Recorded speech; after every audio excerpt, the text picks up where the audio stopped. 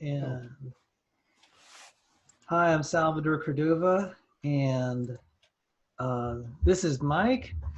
Speed of Sound. Speed of Sound, Speed of Sound, Yeah. and he's gonna share his thoughts about atheist and meeting. But maybe to give some context, I'm gonna share the clip that kind of sparked this discussion. Did you have anything to say first before I share the clip, Mike? No. I would like to see the clip again because I looked at the clip and I was like, I emailed you 2 seconds later. Okay, so I appreciate you. By the way, this is like 2 a.m. in the morning, and I'm just like, wow, I didn't know he'd be watching. I was dead tired, but I just wanted. I didn't watch it live. I watched it the next day, and I emailed you right away. I think I may have watched part of it live, but not all of it. I think I fell asleep, or Standing for Truth kept talking and waking me up. So I don't know. All right, can you see it now? Yeah, I can. Yeah, all right, full screen. I'll just play the relevant part. I wanted to say one thing. I nearly left the Christian faith 20 years ago. One thing amazingly. Sound is a little low. Let me make sure. It is a little low. I wasn't able to equalize it. Yeah. And boost it. I'm sorry about that. I'll just play it just for the record, and then I'll try to recapitulate what I said. But let me try again. So computer sound. Let me try again. Sorry about that. Hope it'll work this time. Go. One thing amazingly, and I totally will not recommend this to anyone else. One thing amazingly, I nearly left the Christian faith.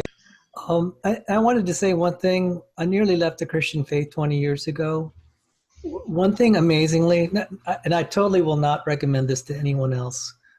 You have to be sort of crazy to do it. But I hung out with the atheists, and for a while it was great because I said I love all their skeptical questions, and I love being in an environment where I could finally just be open and say I have doubts or I don't believe this or that.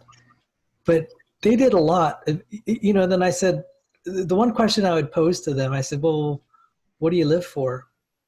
I mean, how does atheism make your life more meaningful? And that's when they would lock up.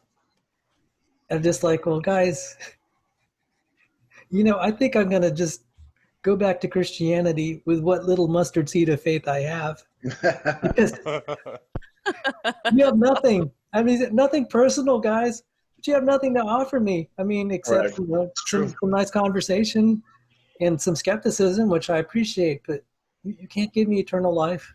Where else will I go? Well, they have nothing eternal. Okay.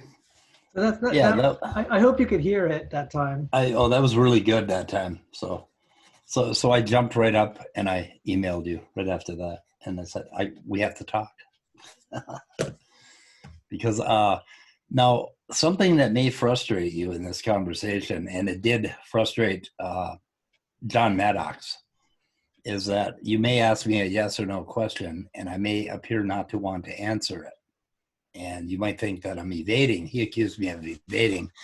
And what's actually going on is that I think very, very differently. I get into trouble with other atheists on these conversations.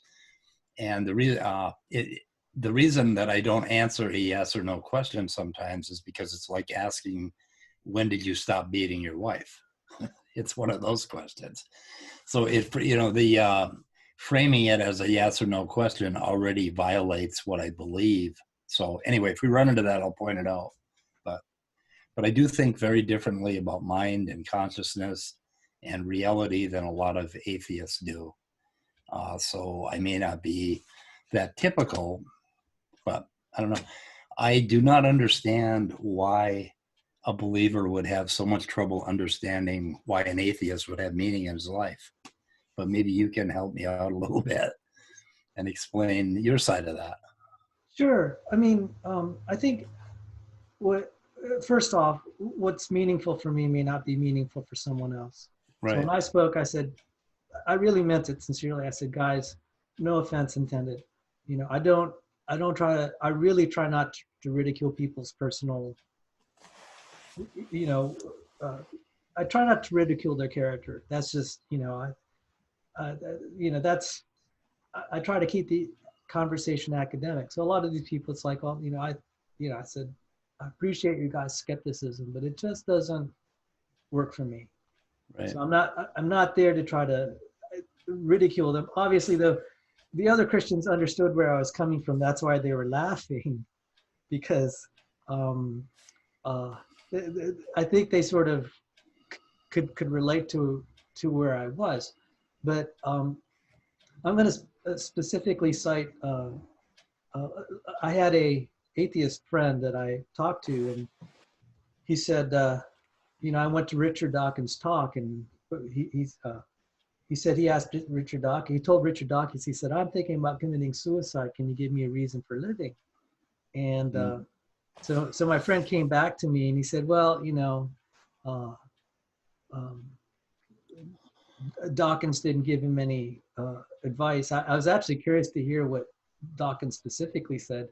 This was during his God Delusion tour, his book, and there were some things that were articulated by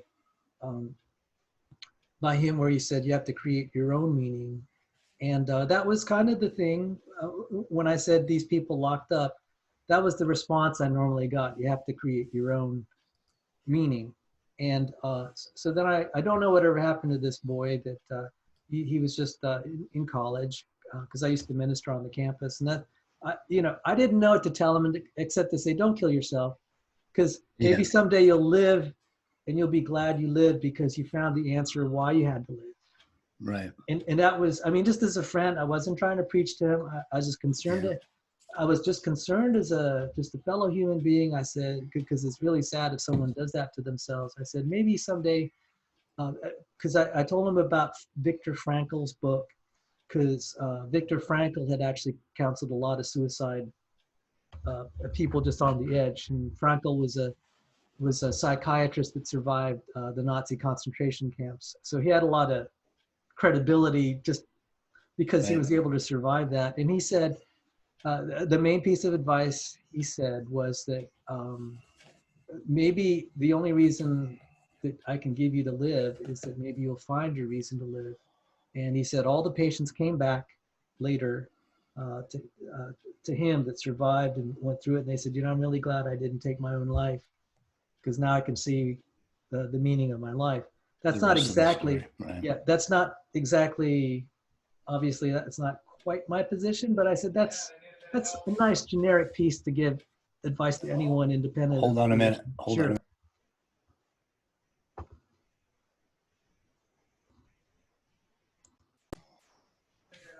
Sorry, kids making dinner. It's a rare event, but it's his turn tonight. I can also pause the recording, so that's what I did for just a couple seconds. Okay. So Okay. don't worry if you have to do a commercial break. Yeah.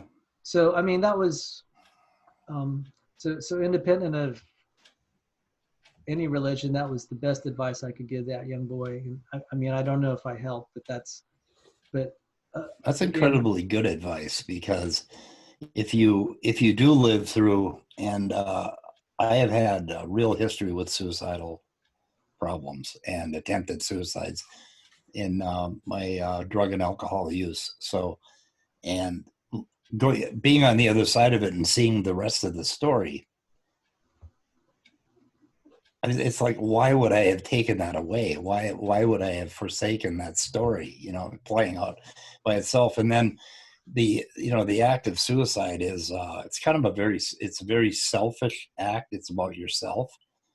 And it's also about the future.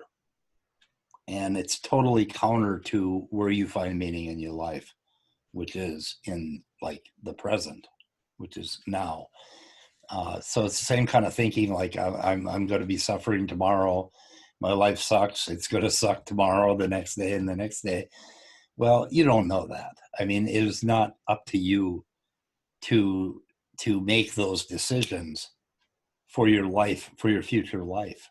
For one thing, you're not going to be the same person tomorrow or the next day or the next day. And you have no right to take that person's life away, basically. It's kind of a morality. But for me, the meaning is in the present. It's very much in what is happening now, and it has less to do with rationality than it does with emotion and sensation and just being alive, being a living body. And my rational mind has plans and has ideations, concepts, whatever stories that I tell myself. That's just a very, very tiny part of who we are. And I consider that to be mostly the buzzy noise in my brain, the bullshit. And if I ever need to feel better about myself, all I need to do is to stop that little buzzing part of my brain and quit thinking and take in what's around me instead of thinking about myself, that sort of thing. So meaning just kind of flows in. Like my raccoons outside, I'm sure they don't sit around thinking, oh, what does it all mean? Right? Do you think how much time do you think they spend thinking about eternity and their own death and, what does it all mean?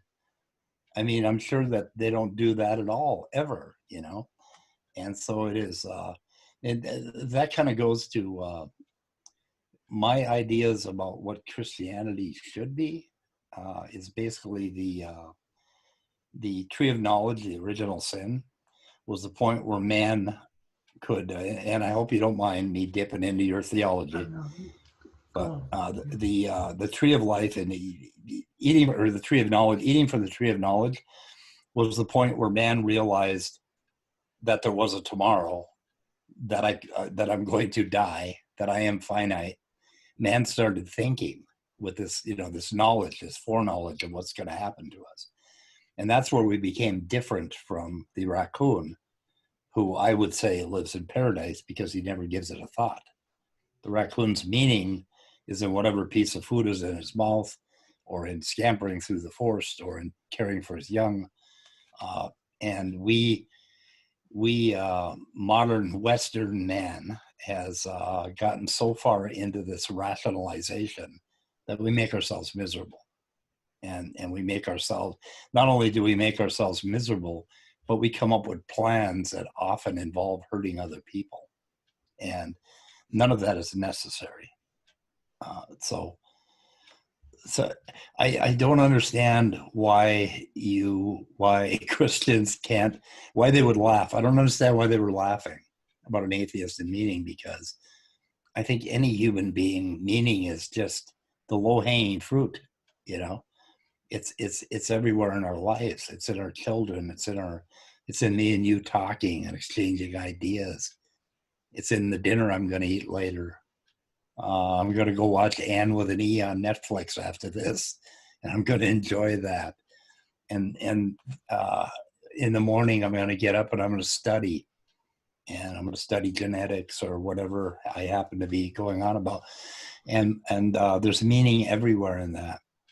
And when I do use my mind to consider that stuff, I try to have rules for my mind about staying away from negative thoughts, evil thoughts, or whatever you call them, evil thoughts. I don't want to think bad thoughts. I want to think good thoughts about what I'm doing in my life and all of that. So if I do take my mind off the hook, the mind is a tool.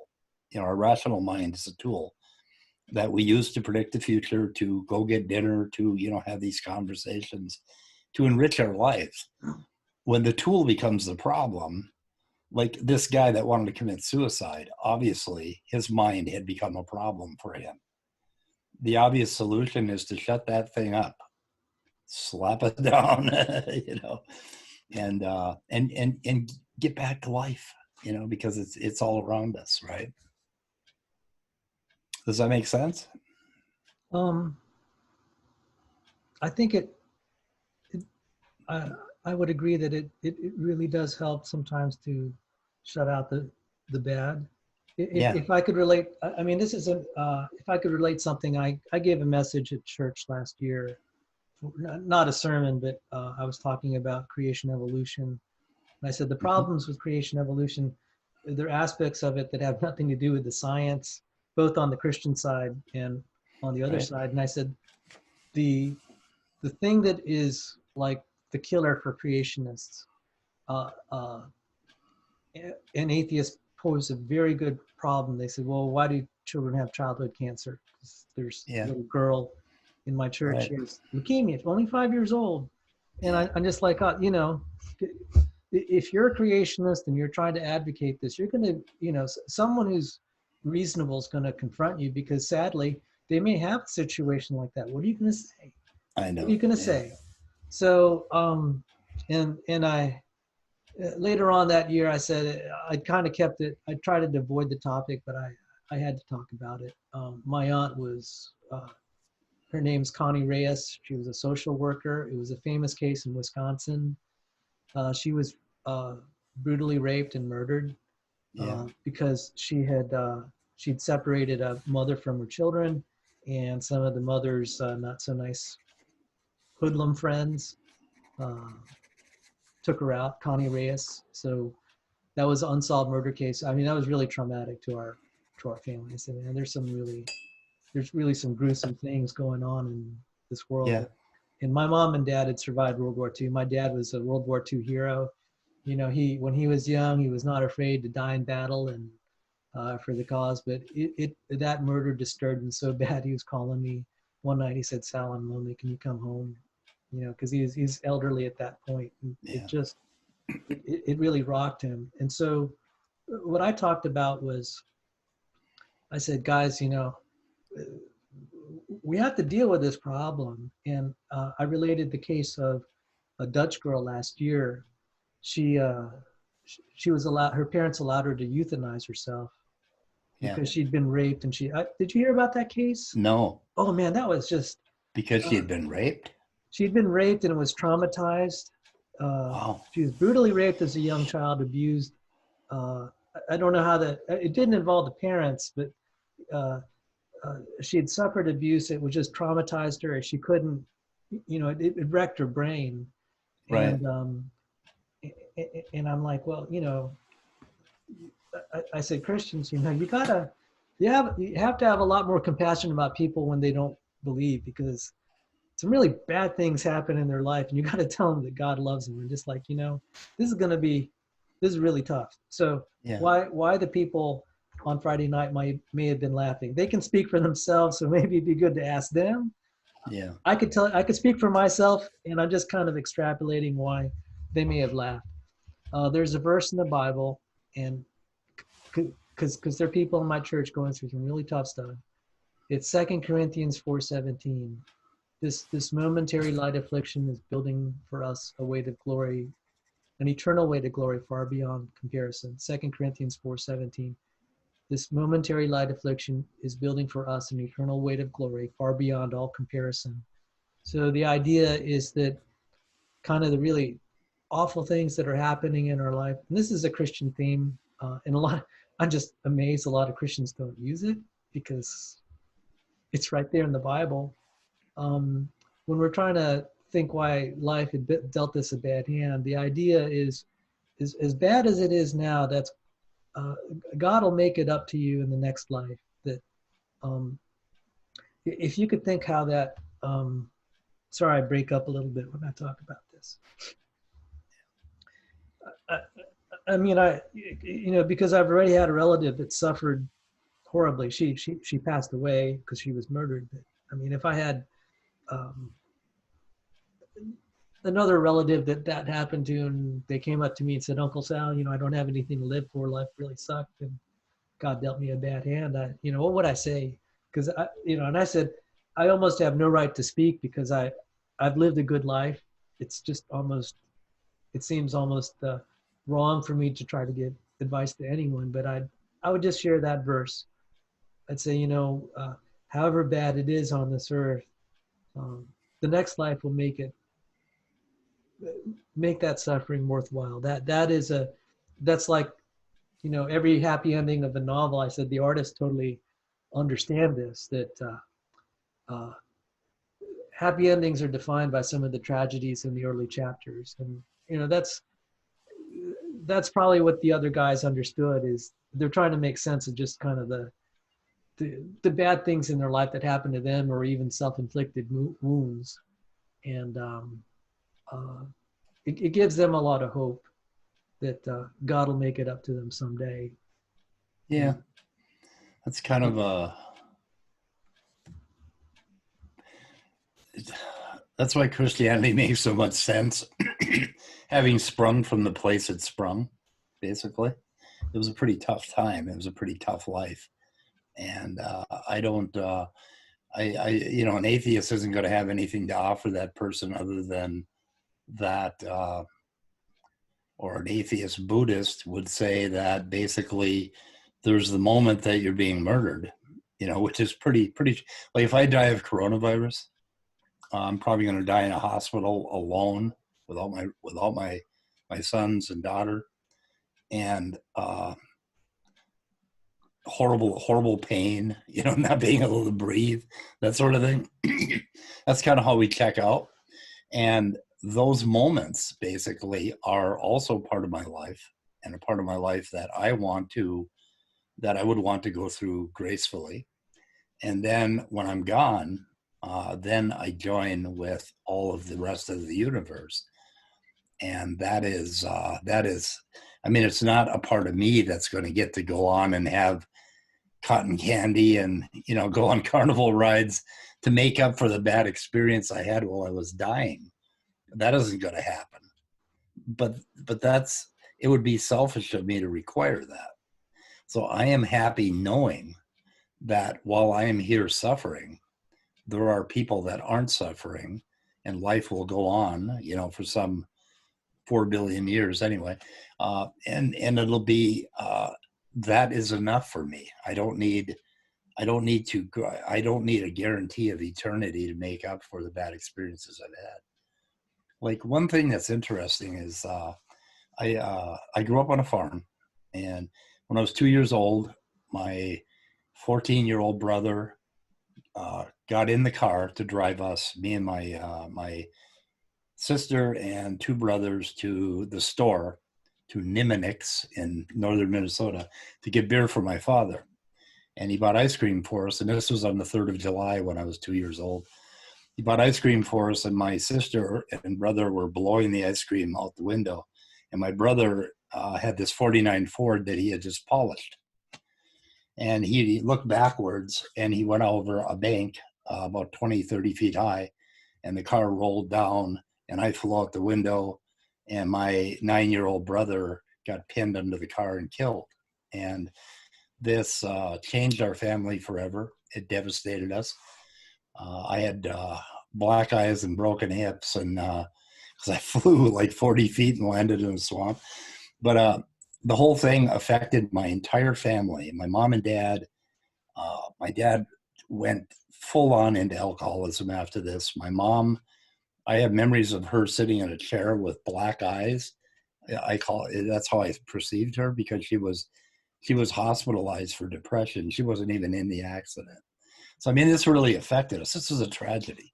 Yeah. And then I grew up and in this family dynamic that I think made me the intellectual that I am today. Because that brother that died, I was sort of I became the focus of my family. I was the youngest, and they gave me a lot of attention, and they gave me I think it built who I am today. So I'm a part of that death of my brother.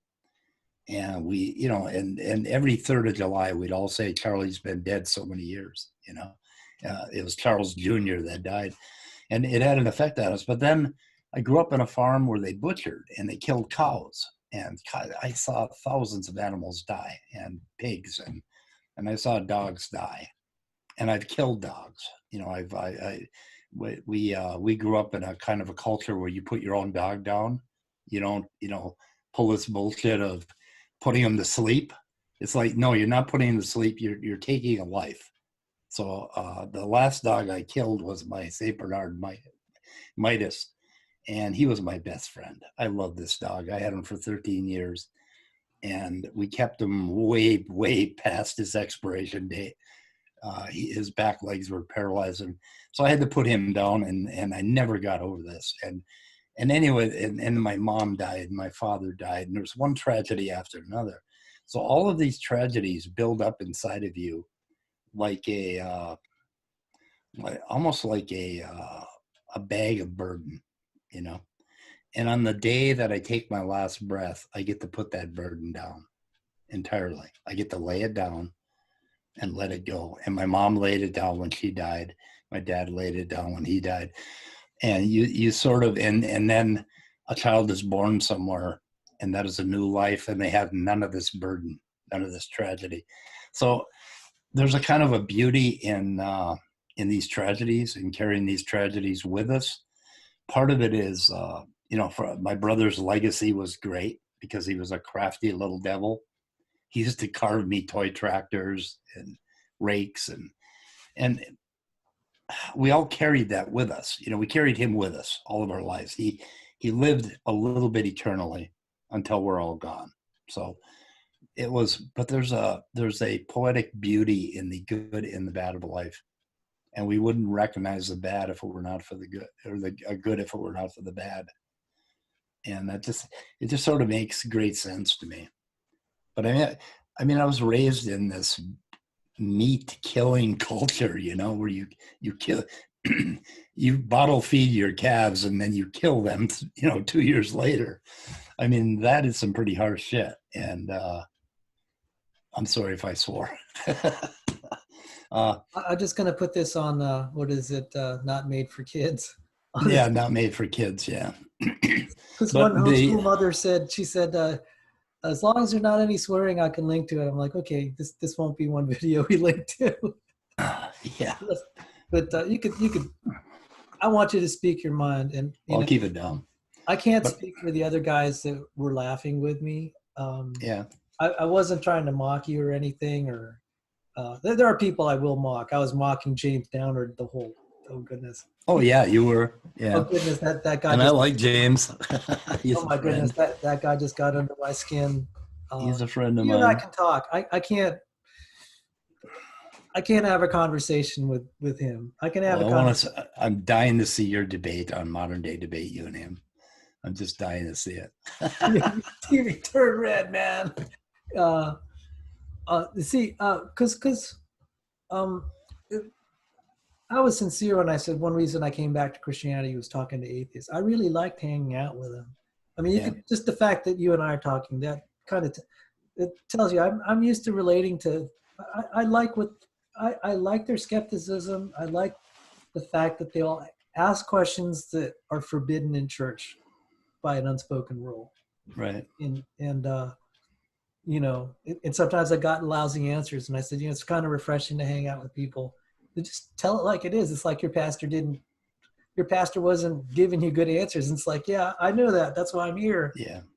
And there's aspects of the church culture I just couldn't deal with. And I wanted to say, if you wanted to make an atheist factory, let it be some of these evangelical churches. I said, you guys are making so many atheist kids.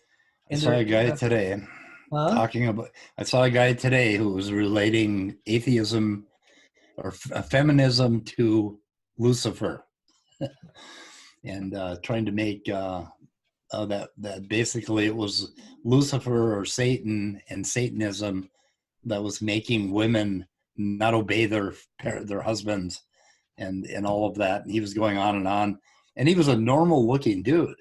And I'm like, oh my God, you're the reason that I fight against Christianity. He is the reason. He was telling every little girl that she should be a good little cook and stay home and be obedient to her wife beating whoever he is and not question it. Okay, I'm not a feminist. I fight feminists, but let me tell you a story. Okay. My pastor got kicked out of church. Praise God for the congregation. They kicked him out of church because he got caught beating his wife and kids. Yeah. He was out of there. So well, that's good. Yeah. I'm glad the wife finally called the police and they intervened and they got that guy. I said, even independent of Christianity, I'm baffled why some of these women put up with that. I know. and I know women who put up with it. I know women who are stuck in it and they will not get out. And it's just tragic as hell. And you do everything you can. One of my ex-wives, we got her an apartment. We would do anything to get her out of the situation that she was in. And she went right back. And finally, we did finally get her out. We finally got her out of it, but it was horrible. Yeah. So, I mean, I don't know if the other guys were mocking you or not. And I'll tell you when I'm trying to mock people. I was just saying for myself, it wasn't the answer. Yeah. That didn't satisfy, I'll mock atheism for other things like evolutionary theory and abiogenesis, but that's like really personal. Okay. That's just really personal, and I don't. Because a few atheists that confided in me, they said they'd like to be a Christian and they just don't find it factual. It's like, hey, I respect that. So. I don't understand the part about worrying about your eternal life, about wanting to go on forever and making that, that has to be a part of it in order to have meaning today. Like I've had Christians say to me, how can you have any meaning if you're just going to die? And it's like, I don't get that. I don't understand why now isn't enough. Why the fact, I got to be born. A lot of people did. Can you imagine how many trillions or quadrillions or infinite number of people never got to be at all? And I got to be for 69 years so far. And I'm 25,328 days old. I got to be for 25,328 days. I'm really excited about that. I don't need to go on for eternity. In fact, if I did, I don't know what, I certainly wouldn't be me. I couldn't tolerate being me for that long. I'd have to be somebody else. Well, so I don't get this. Life is not meaningful unless you go on forever. Why do you care about that? Why is it now enough? I think it's even a little bit more, even apart from going on forever. Mm-hmm. It's the idea that the suffering, it's not in vain. It's not like, life is just hard and then you die, because there's a certain aesthetic appeal that it had reason for a higher cause. Like it's just kind of like when someone sacrifices themselves to help their fellow man. It's kind of like it's for a higher cause. And what happened to me was I was reading Bertrand Russell. He's one of my favorite atheists, by the way. Okay. One of my favorite. I've read a few of his books. Yeah. His essay, A Man's Freedom to Worship. Yeah. That was one of my favorite essays. In fact, let me see. Maybe it's just, I'll just read. I'm going to try to answer just for myself. I'm not speaking for anyone else. This is just for me. Man's freedom to worship. It's available on the net. But this is what, when I said that this is, when I was hanging out with the atheists and I both literally and then also kind of figuratively asked, what's there for me? And I'm going to actually, ironically, reason and meaning. This one is in the, from the website, Reason and Meaning. Let me see. Nope. A free man's worship. So this is just a clip from a larger essay. I'm putting it in the chat. It's a big essay, but this is just, he said, This is just a clip from it. That man is the product of causes which he had no provision of the end they were achieving. That his origin, his growth, his hopes and fears, his loves and his beliefs are but the outcome of accidental collocations of atoms, that no fire, no heroism, no intensity of thought and feeling can preserve an individual life beyond the grave, that all the labors of the ages, all the devotion, all the inspiration, all the noonday brightness of human genius are destined to extinction in the vast death of the solar system, and that the whole temple of man's achievement must inevitably be buried beneath the debris of a universe in ruins. All these things, if not quite beyond dispute, are yet so nearly certain that no philosophy which rejects them can hope to stand.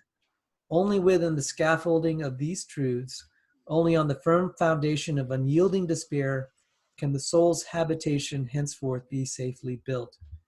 And he may have had an intended meaning, and I had my own reading of it, but that passage just resonated with me. I said, man, this is kind of despairing. It's kind of sad.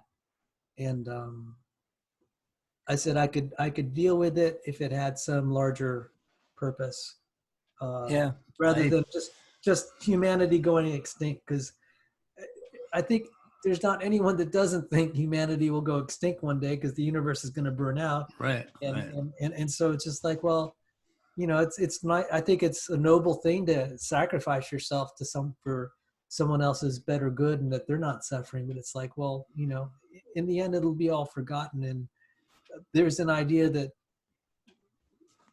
the noble act that someone gives of themselves will count for something, because that's so beautiful. You want it to just last forever. When someone does a good act, you want that goodness to just somehow last and the bad to go away. Okay, but it can't. Like, if you had, do you like strawberry cheesecake? Yeah. Okay. If you had strawberry cheesecake and you were eating it and tasting it, what if you were eating it and tasting it for eternity? How would that be? If I lost, you know, the way the nerves saturate, that'd be kind of boring. But I think it would be boring no matter what. But the idea that if that joy could be sustained forever, that would be. The wonder of putting the cheesecake in your mouth is because it was not in your mouth before. Yeah. And if it stayed in your mouth, it would be a problem. I mean, it's kind of weird to imagine, but if you had this constant sensation completely, there's more reasons than just physiological that loses its luster. And that was a source of my spiritual experience when I was 15 years old. I was 2 weeks away from turning 16, and it was Christmas Eve. My parents were out at the bar, and my dad had heavily abused me verbally. He never physically abused me, but he would verbally abuse me beyond anything that you can imagine. And I was in the middle of teenage angst. I was self-conscious. I had no hope of ever mating, and at least that's the way I saw it. And I was very self-conscious. And I was reading. I made milk and cookies for my little brother and sister made milk and cookies for Santa. And I had to make sure that they were eaten so that they would think Santa came, because I knew that my mom and dad were going to come home and fight, you know, and there was going to be a drunken brawl on Christmas night, like there always was. So I was reading Ellen Watts' Beyond Theology, and he walked me through a little thought experiment. And basically, it had an impact on me that was unbelievable. But basically, he said, if you could go to sleep tonight and dream anything you want, and it would be real. You would really live what you dreamed, or what you decided you wanted before you went to sleep. You would get in your dream. It would be as if you lived it. And the first night you would have, you know, wine and women and party according to his prose, right? And you would have, you know, I would have strawberry cheesecake and parents that got along and didn't drink. And just, you could have anything you wanted. You know, you could have this great car, and you could have all the toys you wanted and all the books you wanted. And the next night, again, you could do it again. You could think of some more things that you wanted. And he explained, and he walked through this long thing about, and it'd be like, okay. And then one day you would say, well, I've done it all. I've got everything I want. I've had everything I want. And tonight I want something really, really different. And tonight I want you to surprise me. And you wake up and you are you in your life. Do you follow that? You wake up, that I would wake up as Mike with alcoholic parents in that household with my brother and sister. And I would wake up, that would be my surprise, to be me in my life. And it hit me with a wave where the entire room lit up. And it was like color came alive, and my mind started to it was almost like somebody had melted my mind down. And all of my anxiety and my depression instantly left me for this great peace. And I started thinking about my father and myself as if I was above us two, looking down. And I could suddenly see my father as a flawed human being who I had empathy for, no longer hated. And all of this happened over a period of 3 days. The next day it was snowing, and it was just the most beautiful thing I'd ever seen in my life. And my life was just magically transformed. And that one experience modified my entire life. It changed my entire life. And that's where I got into secular Buddhism. I was an atheist before that, during, and after that. And I understood that it was a psychological event, but I got a perspective on life that was so vastly different from what I had before that it carried with me all of my life. What was the name of the Alan? It's, Ellen Watts, Watts, and it's called Beyond Theology. So, yeah. Well, thank you for. Yeah. I mean, I don't. That was a spiritual experience. Every spiritual experience I've ever heard described to me has been like that. The burning bush, this feeling of just utter peacefulness, and like everything that's happening right now is perfect. Just absolutely. I mean, it was like that sounds like heaven, And then being a teenager and being a thinker, I read the rest of the book, and then I slowly started to hang on to the feeling, like I wanted to keep it. And as soon as I tried to keep it, it left me. And then I went through life trying to find it again, of course, like any good addict. But no, I'm trying to process. I really do appreciate you opening up, and I think this is one thing I try to tell Christians is they need to listen to people who aren't Christians. They need to stop. They need to see people for what they are, not how they think that they are or how they're wired. And because I said, so even if I don't understand everything you're describing, I'm glad to hear it. And, but Ellen Watts had message. He was talking about, if you're going to be a Christian, then you should be a Catholic, because they have that Latin ceremony, and their churches are immense, and they're dark, and they have this. You walk into them and you can feel spirit. You can feel it, and like if you worship God, I mean, if you get down and you give yourself up and you worship in that manner, you get that feeling that I'm talking about, which I call spirituality. And it doesn't matter what your path is. So Ellen Watts suggested that every Buddhist should become a Christian on purpose to adopt the belief. So me and my friend spent the next summer as Catholics. And that was a very remarkable experience. We read scripture. We communed with God. We saw him in the clouds. We called him Big Dad. Of course, we were 16, and we had we had the richest summer that I can remember.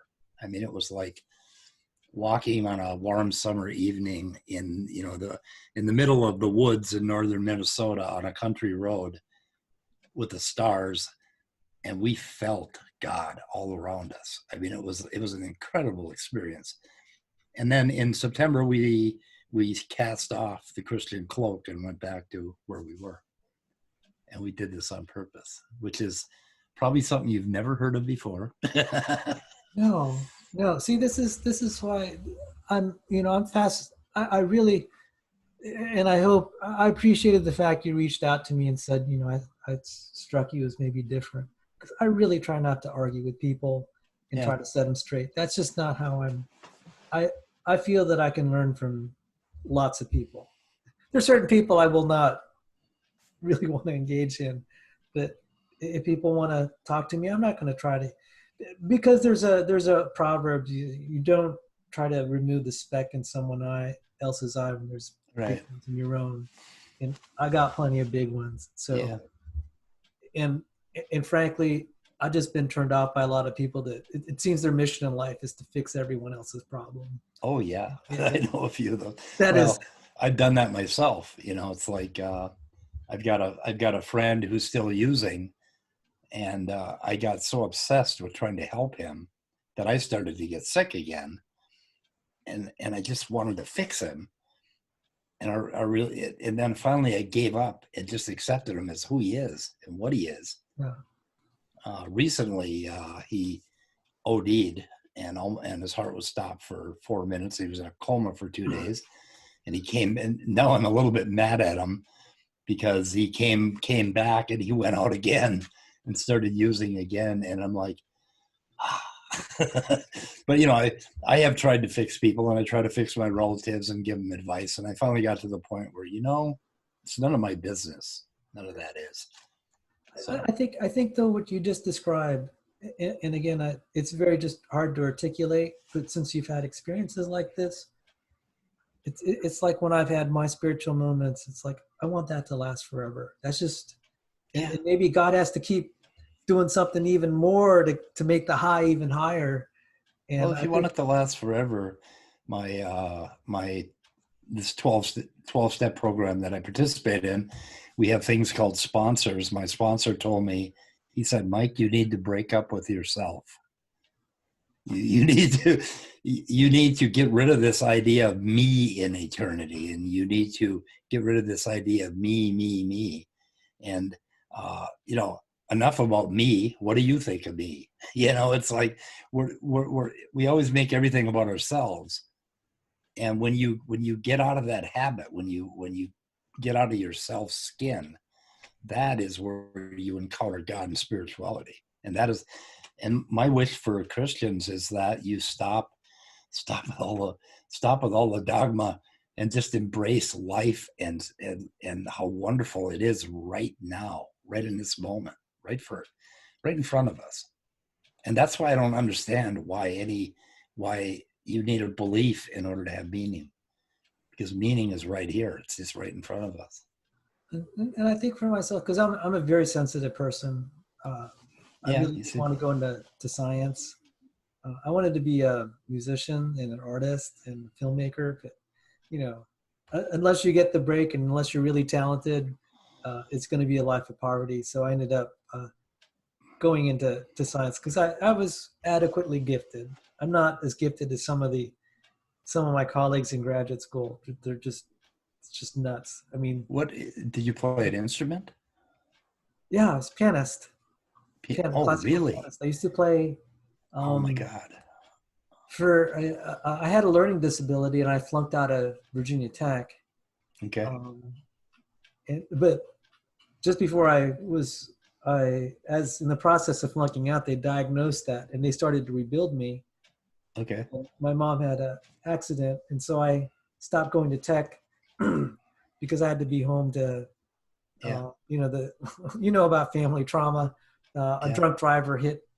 We were in a terrible accident. You know that I don't need to go there. How this can just upend a family.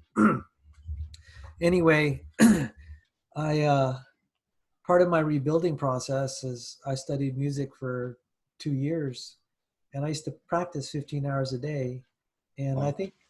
I think Dad let it go before he said something, because it was just nice to see the son not, you know, getting involved in really bad things. Because he said it was kind of nice to see my self-esteem kind of build, and that I could actually do something where I could start to feel a little bit better about myself. Because it's you know, I felt kind of like not so happy about where I was. But then I played music, and I just love music, and I was wired that way.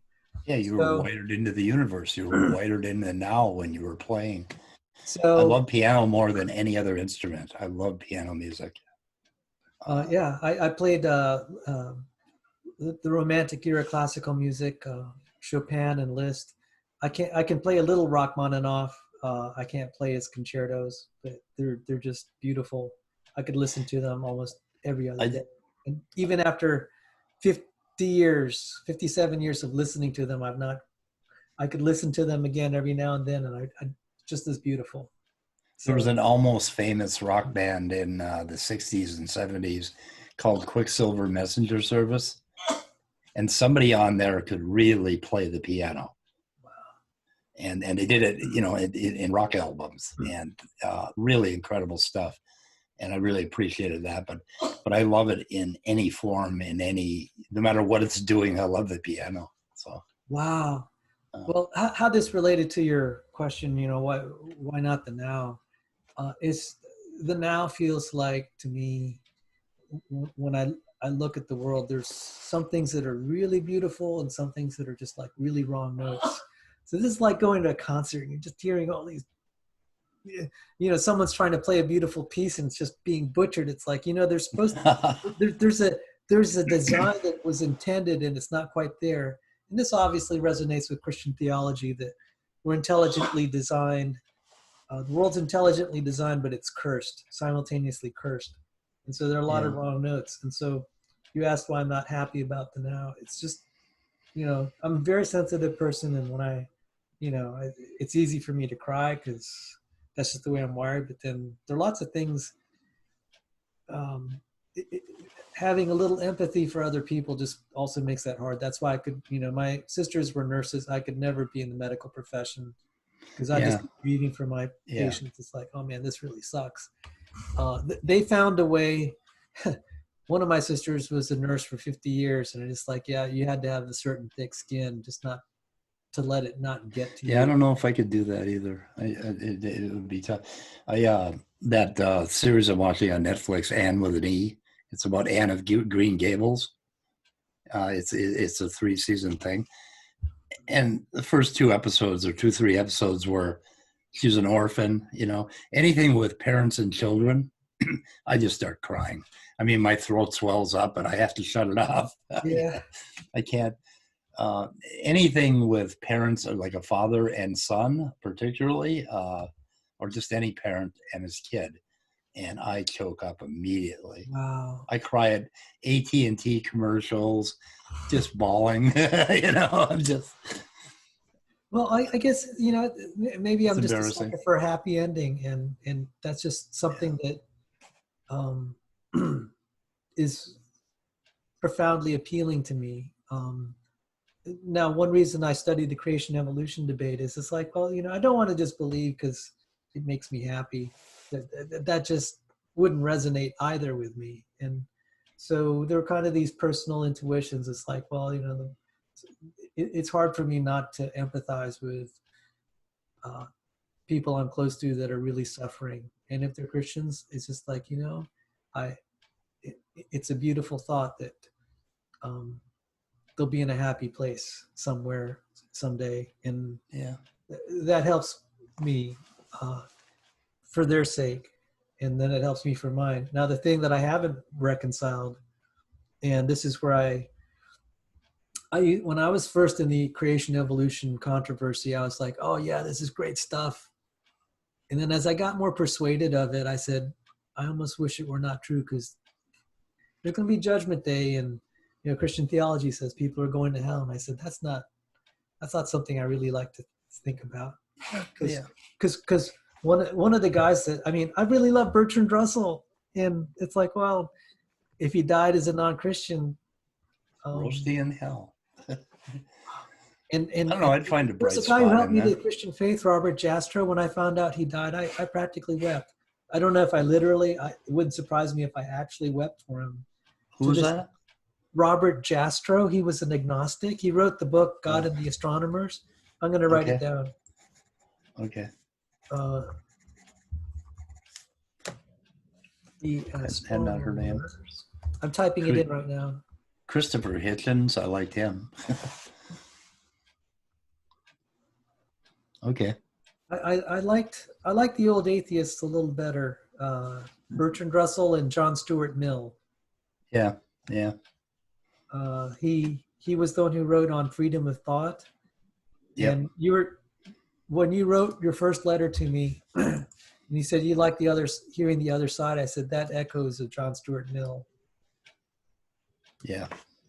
Do you remember the essay offhand? No. I think if I could read it to you, I think it may resonate. It may resonate. On liberty. God. It's called On Liberty. Oh, come on. They better give a link to it because it's so good. It's not letting me copy the chat. I don't understand why. You can save it. You can do a save if you press on the three little dots, and then it'll give you an option to save the chat. Oh, okay. And they have the. I want one on. Let's see if they have it on Project Gutenberg. And because it's just such a short essay. What's the name of it? On Liberty. On Liberty.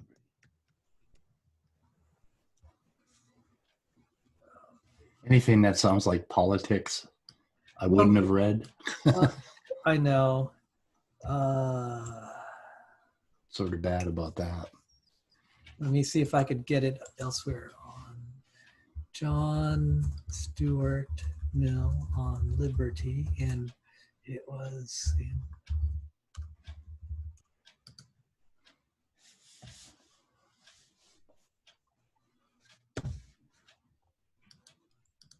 You know, they have all these commentaries. I'm just trying to find the I know. You're trying to find the original. Like, come on, guys. The way it was written is better just as, utilitarianism. I think I got it. I think I found it. Yeah, I found it. Yes. It is necessary to consider separately these two hypotheses, each of which has a distinct branch of argument corresponding with it. We can never be sure that the opinion we are endeavoring to stifle is a false opinion.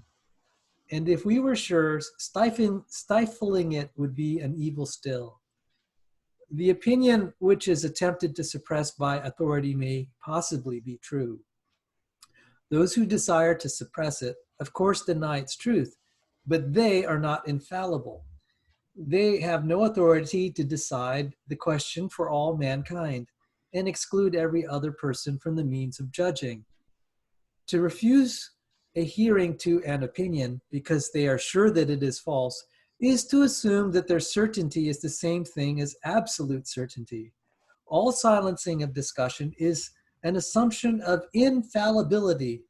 Its condemnation may be allowed to rest on this common argument, not the worse for being common. Well, anyway, that's cool. He was talking about the importance of having thought and discussion and allowing the other side to be heard. So this is more about, this was a discussion on the freedom of the press, but it actually just, it's someone's own personal life. It's really good to hear the other side. Yeah. And in your first letter to me, I said, I wonder if he read that essay, because it sounded so much, you said it helps clarify your thinking or something. You worded it very well, eloquently, just like this great philosopher. Okay. So. Yeah. Yeah, I don't know. Can't think of what else I was going to comment on. Unsure. Anyway. Well, you want to just, we can always talk about this again. This is a good discussion. And yeah, I hope our listeners will enjoy it.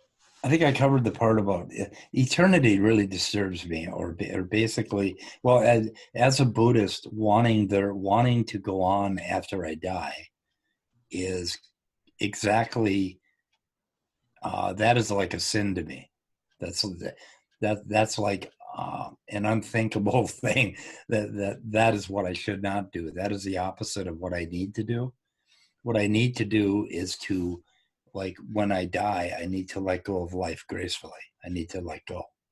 And then I can bring that back and say, I need to, gracefully accepting old age.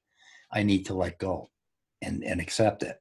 And then I come back to today, and today I need to let go and accept whatever there is. And if this, these tragic cases where a young child becomes ill or dies. There was one in northern Minnesota where a 7-year-old was killed by a couple of silly idiots. They got drunk and decided they were going to fly across the highway at 100 miles an hour and run a stop sign. And they killed a 7-year-old who was on her way to some party or function for little kids. And she was a friend of some of my family members up there. But when that happens, it's like I need to accept that too. I need to let go of that too. It's like when my brother died. Looking at our history of our family, had he not died, none of us would be what we are today. And I truly love my family. And I would not want them to be other than what they are right now. And they could not be what they are right now without carrying that tragedy. So even tragedy builds what we are, builds a tapestry, the rich colored tapestry, which isn't always pretty pastels, but sometimes has darker, deeper shades, dark red and blue and hurt and anger and death. And all of that is part of who we are. And I would not forsake that. Do you understand that? That's a Buddhist view.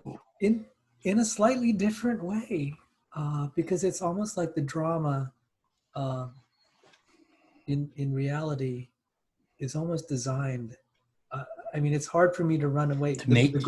It's like a work of art. It is, yeah. It's a tragedy unfolding. A friend of mine, I was turning 40 and having a midlife crisis, and I fell in love with a younger woman. And she was a great intellect. She was just a brilliant woman. Her IQ was off the charts, and she was going through a horrible, horrible breakup with her husband, who was quite abusive.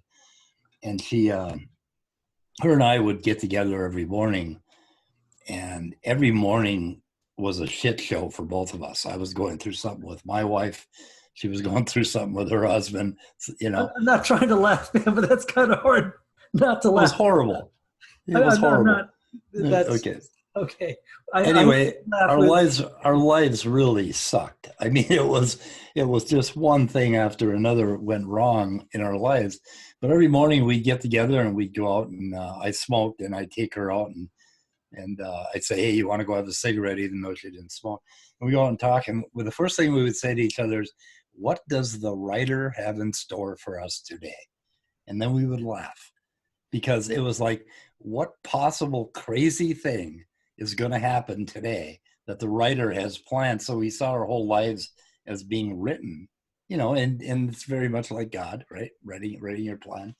And we looked at it, and we could only laugh at our conundrum, our helplessness in this writer's fantasy that was unfolding as our lives. And because of that, we laughed more and had more peace in the middle of, chaos than I think other people did. We did well. You know what that reminds me of? It's just like what you said that time 2 weeks before you turn 16, and then you kind of looked, you read. It's when you're looking almost from the outside, kind of a meta view. Yeah. You see it entirely you start to have differently. peace. Right. And that's this is. I'm not going to get into the technical side of intelligent design, but this is kind of like when you see that this drama, it's so compelling with all its tragedy and joy. It doesn't look like an accident. I mean, it's just, it's beautiful. It's beautiful in a way. It's like, I couldn't do this. I couldn't write a script this beautiful. And that's why there's certain music that I like that is almost, that has a tinge of sadness in it. It's like that, the first movement of Rachmaninoff's concerto. It's just so full of storm and kind of dark tones. And then you have this very lyric section, and I'm just like, I don't know why this is so compelling. It's better than the kind of all the happy music that sometimes I hear. It's just not so shallow.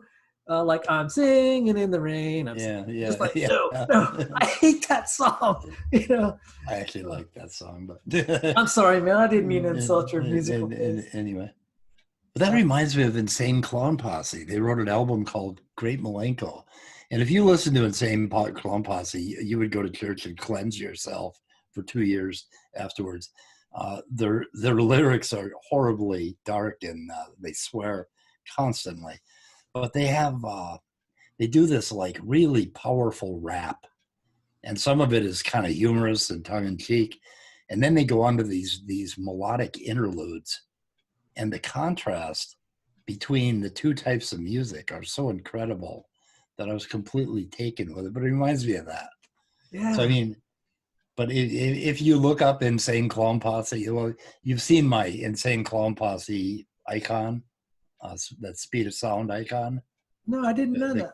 The crazy clown, that sort of thing. Okay, that's ICP. Now, a lot of their music is, not so good, but Insane Clown Posse, the Great Milenko. Oh, I've never heard of them. Oh man, that looks scary. Oh, it is scary. It is scary. But that's. I think I want to go to church for 2 years for just seeing their. Well, a really funny thing happened when I was having my midlife crisis. My kids were growing up as teenagers, and they were like 13, 14. And I became the house where all the kids came to have soda parties. We never let them drink, well, till later. But I would end up with all the kids for like 3-4 days, and the parents would drop them off, and I'd buy $300 worth of soda and hot dogs, and we'd have bonfires. But anyway, so I was the parent that all the kids, kind of looked to check on their kids to see how they're doing, because their kids talked to me and they wouldn't talk to their parents. So the parents came to me and they said, our kids are listening to this music.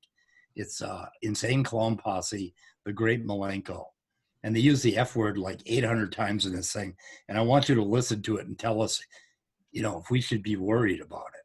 And so I thought, my kids are listening to this crazy, they said it was crazy violent music. And I thought, I don't really, I want to check it out. So I had my sons bring home the CD, Great Milenko, and I put it on.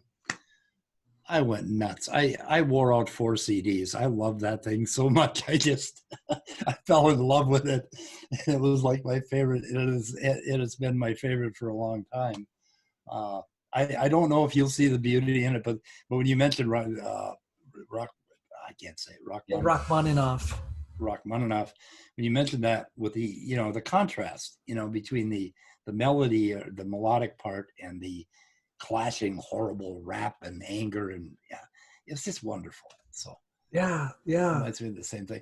But I fell in love with that album, and I don't think the parents expected it to have that effect on me. They expected me to talk the kids out of it, right? Yeah, it's just kind of like, again, I'm just conveying kind of an aesthetic sense that it just doesn't, even with all the tragedy that we see in the world, it plays out like a well-written story. It just it does. A beautiful, tragic story, and there's always happiness on the other side of it. I mean, on your worst day, somebody is having their best day. How can you argue with that? That's really true in the sporting world. Oh my goodness. The sporting world? I don't watch that.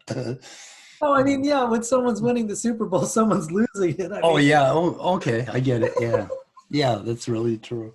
and Yeah. it's funny, you know, it's amazing because I said, you know, they had these, there was a move in the either the late 80s or early 90s where they didn't want the kids having their feelings hurt. So when they had sporting events, they'd declare both kids Winners. winners. Right. Yeah, that Yeah, didn't last long. it didn't last. Yeah. Yeah, because the joy of winning has to be contrasted with the horrors of losing.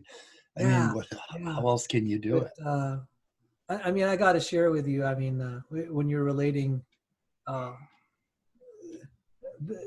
if I may ask, I mean, how young was that young lady?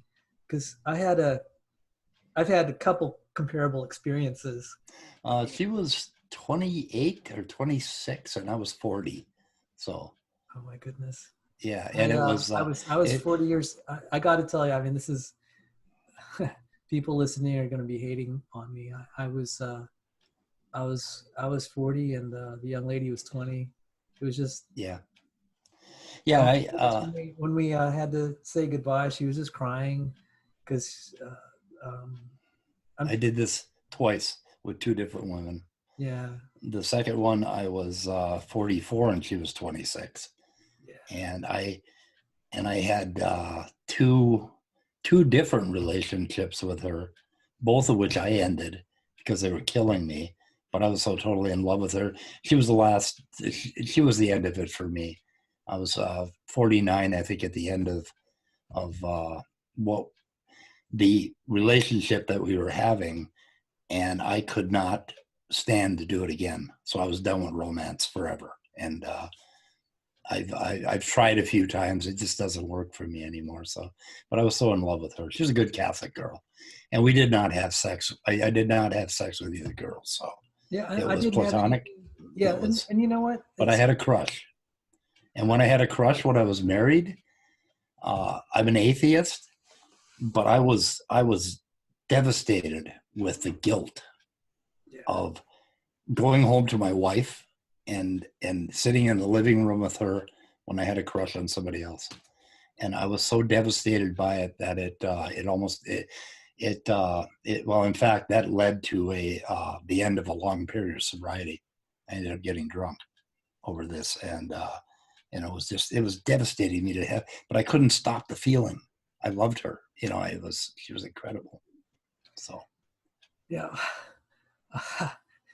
I mean, I don't mean to, I don't know. I always wanted to say, man, I'd like to just buy Mike a beer sometime and hang out and just like, oh, I can't say that. You can't buy me a beer. You can buy me a soda. Yeah, I'll buy you a soda. Yeah, buy me a soda. I mean, buy me a near beer, or buy me a Heineken Zero. The one with zero alcohol. Yeah, you can buy me Heineken Zero. Well, the intent was just. Yeah. If you bought me a beer, I'd be dancing on the tables within about a half an hour. So you don't want that. You don't want to see that shit. There I swore again. I'm sorry. Yeah, because that happened, and I mean, there was nothing inappropriate in the relationship. Yeah, I remember it was so innocent. Yeah, in the last night, both of us were just crying, and we knew. I can't go into too many details in case she's listening in. Yeah. She'll know who she is. And I'm sure. I don't want to embarrass her or her husband or whatever.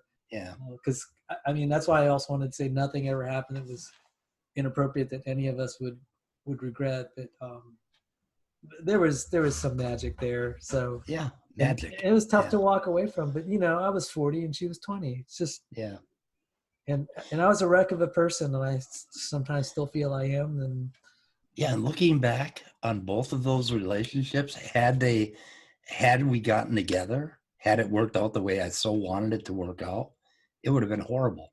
Yeah. It would have been, I was not ready to take care of either one of them. I was not I was not a good man for them. And looking back over that, I just see the beauty in the feelings that we had for each other, and the things that happened, and the ski trips, and just all of that is just wonderful. And it ended, right? It ended. It didn't turn into a love you forever story. Yet it was still beautiful because it happened and it unfolded tragically the way things do. And I can look back at that. I would never trade that. I would never trade any of the tears that I shed for, you know, erasing that from my life.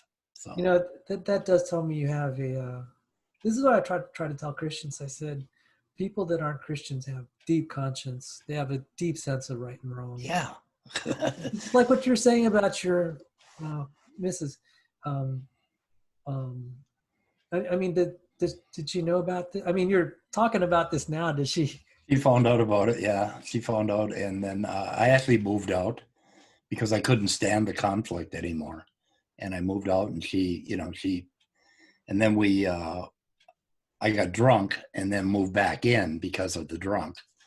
And then we made it another 4 years and then we separated. So I didn't mean to, I mean, I just didn't want you to reveal anything that's going to hurt. Yeah, I don't think anybody would be hurt by that. But, and then the second one was when I was single. So she wasn't single, but I was.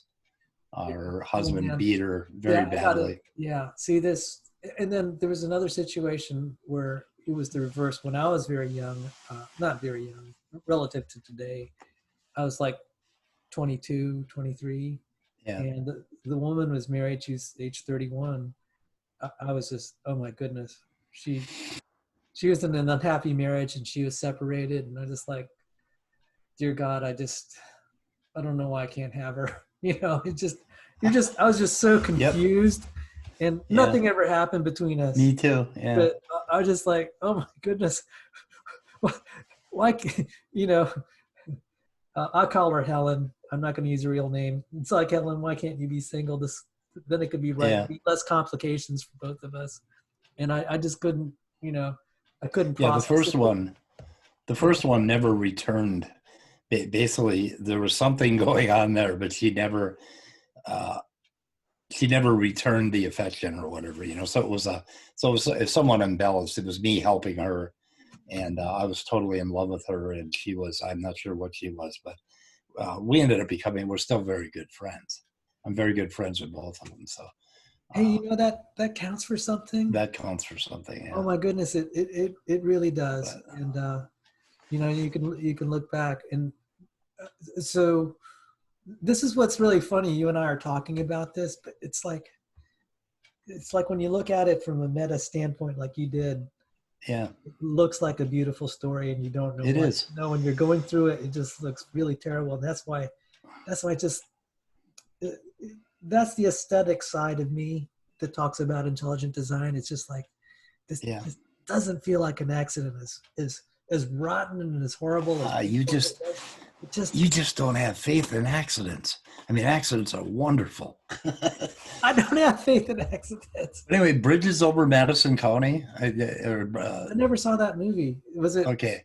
That was the story that I lived. And it was just one. I mean, it wasn't exactly, but I mean, there were elements of it, you know, this love that did not happen, you know, and it's just such an incredible thing to have gone through twice, 3 times actually, 2 times with the same girl, you know. Well, we can always chat again. I'd like to end on a good note here, and we can talk about other things. I'm going to post this with your permission. I think it's beautiful.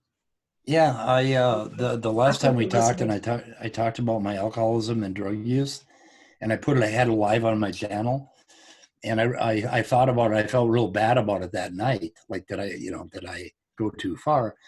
And then the next morning when I woke up, I wrote a little thing on it, and I also put a link to your channel in it. But I wrote a little thing that, you know, this is the tragedy of my life and my drug use and my alcohol use. I owe the world to be transparent about it and to get it out there so other people see that story, with the hope that there's a young'un out there somewhere that will not go through what I went through to get where I am today. So anyway. Well, thank you, man. See, that's selfless. Okay. It's like, you know, you expose yourself to ridicule, but there'll be someone out there that'll be a better person for it. I know it. Yeah. I know it. Yeah. Okay. But I was a better person for hearing it. Right? Good. So Thank you. Made me a better person. Okay. So, Well, thank you. all right. I'd like to thank our listeners, and I'm signing off.